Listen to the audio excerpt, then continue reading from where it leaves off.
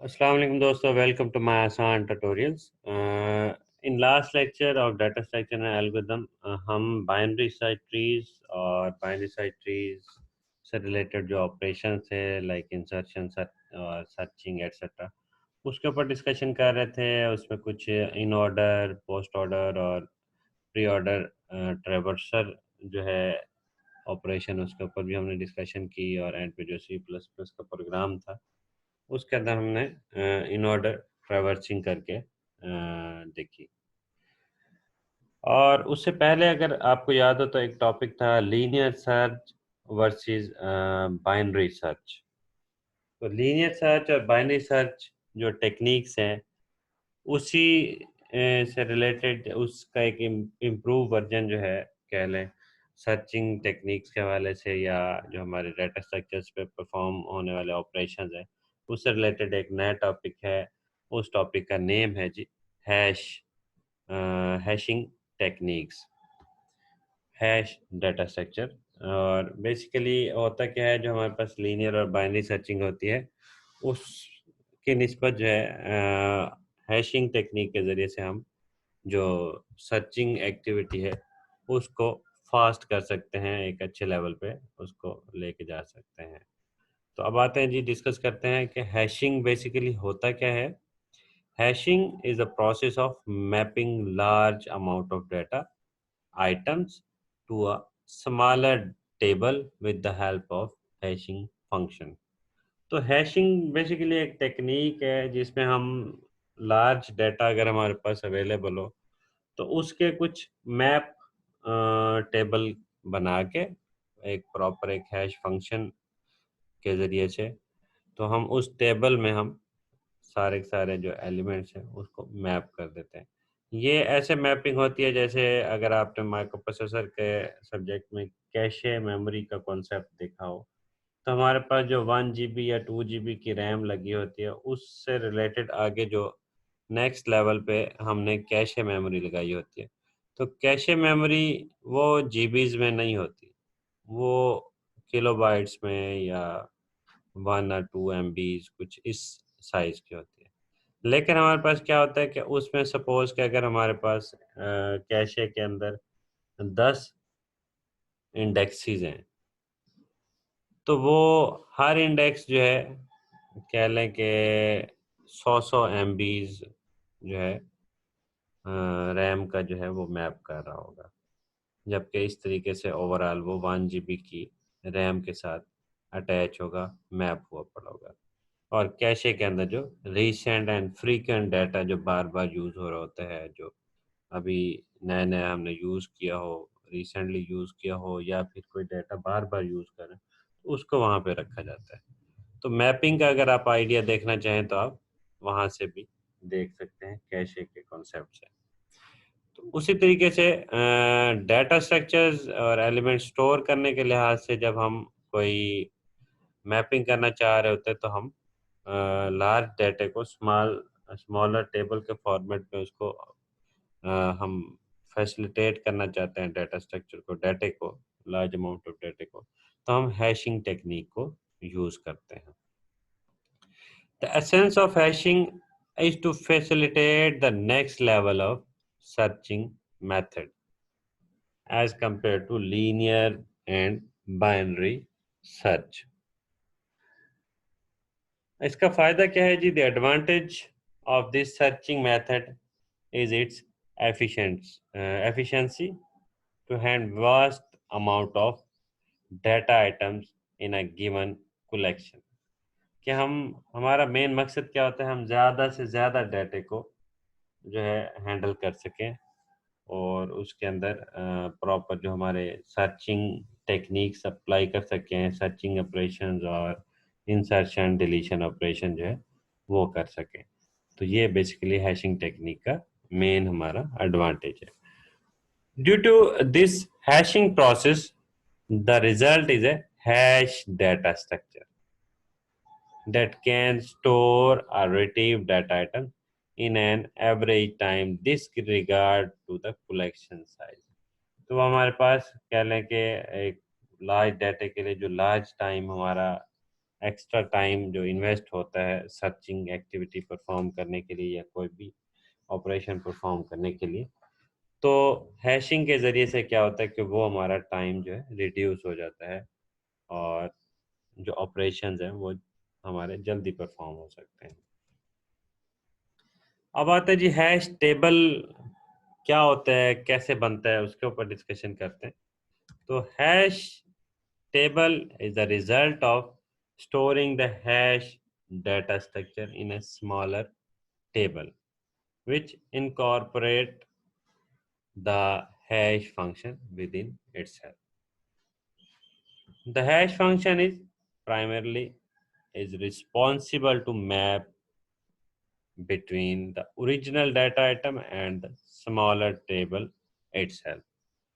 तो जैसे मैंने आपको कैशे और रैम की एग्जांपल आपको बताई है कि हमारे पास जो इंडेक्सेस हैं उनको कंसीडर कर लें कि वो हमारे पास कैशे मेमोरी है और जो ओरिजिनल डाटा लार्ज डाटा है वो हमारे पास कंसीडर कर लें जो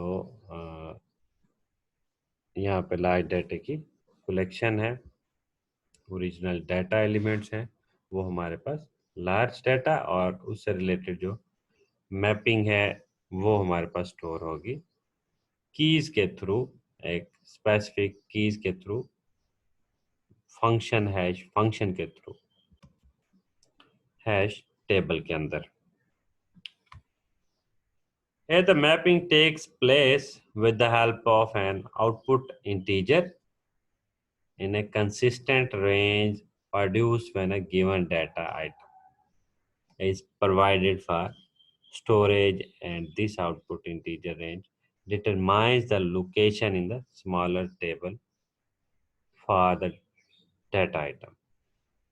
तो उस टेबल के अंदर की वैल्यूज कुछ रखेंगे और उस की वैल्यूज के थ्रू हम लार्ज डाटे को मैप कर रहे होंगे। सपोज के एक की के ज़रिए से हम एक 100 MB का डाटा एक्सेस कर रहे हैं, दूसरी की के ज़रिए से दूसरा 100 MB का डाटा एक्सेस कर रहे हैं। कुछ इस तरीके की इसकी इम्प्लीमेंटेशन और एक्टिविटीज़ होती हैं। In terms of implementation, the hash table is constructed with the help of an array.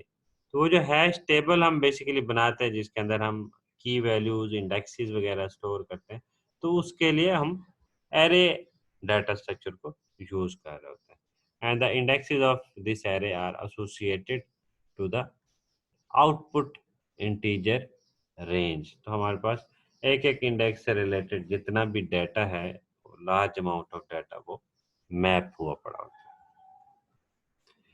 अब डिस्कशन पे आते हैं कि एक अच्छा जो है हैश फंक्शन वो कैसे बनाया जाए, किस तरीके से ऐसा एल्गोरिथम डिज़ाइन किया जाए जिससे हमारे पास जो कीज़ हैं वो बेस्ट से बेस्ट कीज़ हमारे पास टेबल के अंदर हम रख सके और उन कीज़ के ज़रिए से लार्ज अमाउंट ऑफ डाटा जो है इफ़ेक्टिव तरीके से सॉर्टेड मैनर से और प्रॉपर अच्छे तरीके से हम मैपिंग भी कर सकें और सर्चिंग एक्टिविटी ऑपरेशंस वगैरह वो भी परफॉर्म कर सकें।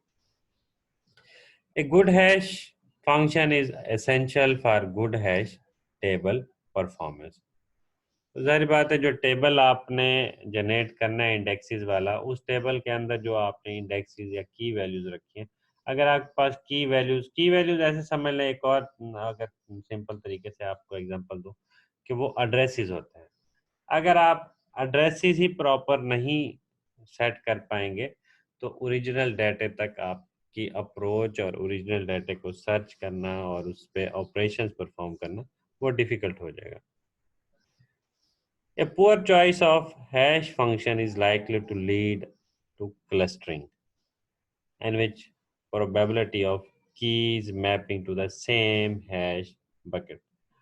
तो वो अगर कीज आपकी यूनिक नहीं होंगी और अलग अलग लार्ज डाटे को मैप नहीं कर रही होंगी तो आपके पास क्लस्टरिंग का इशू हो सकता है और एग्जैक्ट जो हमारे जो सब एरेज जो बकेट्स हैं डाटा बकेट्स उसके साथ हमारी जो अटैचमेंट है वो ख़त्म हो सकती है, मीन की प्रॉपर मैपिंग नहीं हो सकती। तो जो बेसिकली कुलियन है वो सिग्निफिकेंटली ग्रेटर हो सकती है than would be expected from a random function, अगर हमारे पास प्रॉपर हैश फंक्शन डिजाइन ना हो।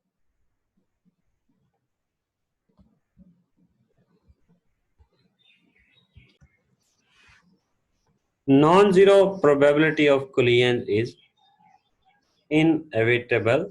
ये बेसिकली इसका मतलब होता है प्रिडिक्टेबल, या कह लें कि हमारे पास एक्सपेक्टेड के मीनिंग में आता है कि कुलियन एक्सपेक्टेड है in any hash implementation. But usually the number of operations to resolve Boolean scales linearly with the number of keys mapping to the same bucket. So excess Booleans will degrade performance significantly. तो obviously ज़्यादा कुलियंस होंगी तो आपकी performance disturb हो सकती है, और searching जो है एक्टिविटी हो या कोई भी ऑपरेशन हो वो ज़्यादा टाइम ले सकते हैं।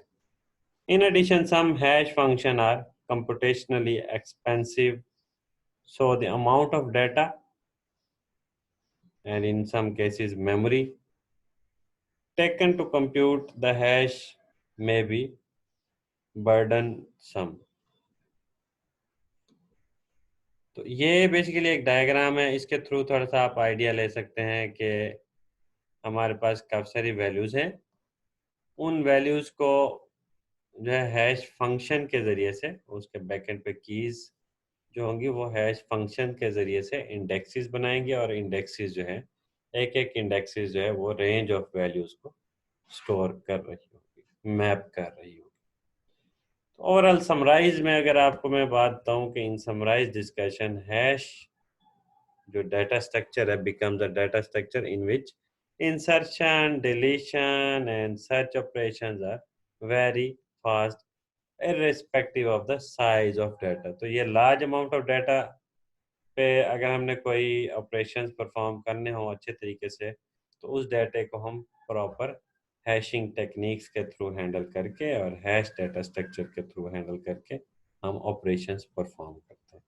तो ये दोस्त हमारे पास सर्च, इंसर्शन और डिलीशन के 3 फंक्शन हैं जो इस डाटा स्ट्रक्चर के ऊपर भी आप परफॉर्म कर सकते हैं, जैसे बाकी डाटा स्ट्रक्चर्स के ऊपर परफॉर्म किया करते थे। तो थैंक यू दोस्तों। नेक्स्ट ट्यूटोरियल लेक्चर को देखने के लिए चैनल को सब्सक्राइब कर लें और बेल आइकन को क्लिक कर दें। Thank you. अल्लाह हाफिज़।